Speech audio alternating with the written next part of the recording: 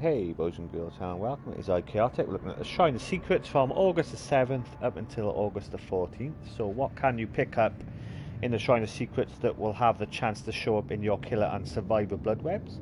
Perks that you may not have access to normally. First up is one of the new perks called Flip Flop. It's an Ashley J. Williams perk. It'll cost you a little bit more. This one 2,700. You have an uncanny ability to escape the inevitable. While in a dying state, 50% of your recovery progression is converted into wiggle progression when you were picked up by the killer, up to a maximum of 40% total wiggle progression. The only difference between tier 1 and tier 3 is it's up to a maximum of 50% total wiggle progression.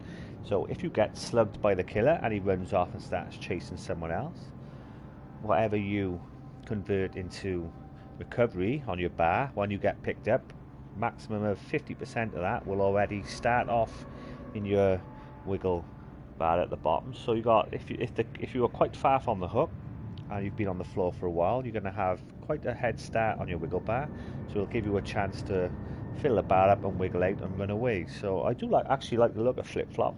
If the killers don't slug, then obviously you won't get full use out of it, but I can see it being quite useful, especially when there are only maybe two survivors left. So I'll probably be picking this one up. So yep, that'll cost you 2,700 shards.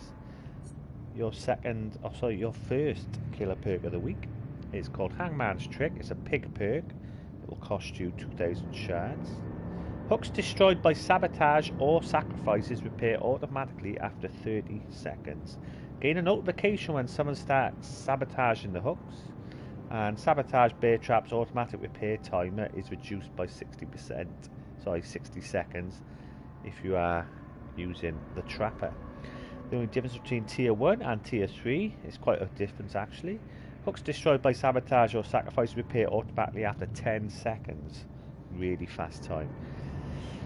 Not so useful in this day and age, maybe a while ago where broken hooks used to not spawn back sometimes. So as a perk though, I would say unless you're definitely up against a team we're going to go around sabotage and everything, not that great a perk. Your second survivor perk of the week is called Boil Over. It's a Kate Denson perk. It will cost you 2,000 shards. You are a battler, do everything to escape a foe's grasp.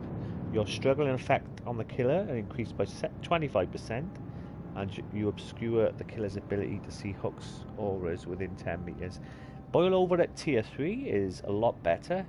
Your struggling effects on the killer are up to 75%, so you'll wiggle a lot more, making the killer possibly bump into items and things as he's going through doors, etc. And you obscure the killer's ability to see hook auras within 14 meters.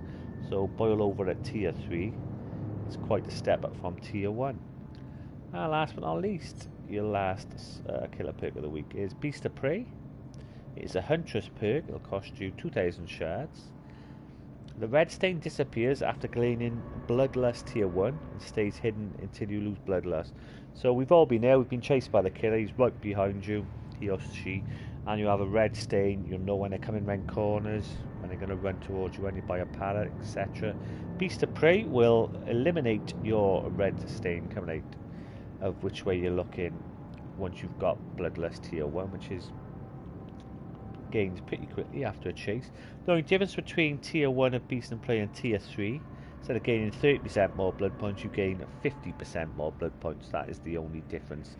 A perk that I don't think is very useful, really, I gotta be honest. But if you want to hide your red stain on the killer, then Beast of Prey is your one. So, quick recap for survivors: we have Flip Flop and Boil Over. I would say I would probably go for Flip Flop. I have seen people running Boil Over, and I've come up against it when I'm a killer. On a map like Larry's, it's pretty useful because obviously you can't see the auras of hooks within 40 meters. But other than Larry's, you should be able to manage even when they are wiggling up to 75% more. So Flip Flop, I think, could fit into a build quite nicely actually. And I wouldn't recommend Hangman's Trick or Beast of Prey. I'd say save your shards. because they're not really going to be fitting into most builds. But there we have it, guys. The Shrine of Secrets from August the 7th up until August the 14th is all your information for you. And you know what's in there this week. Thanks for watching, boys and girls. This is IKartic bidding you farewell, and I'll see you soon.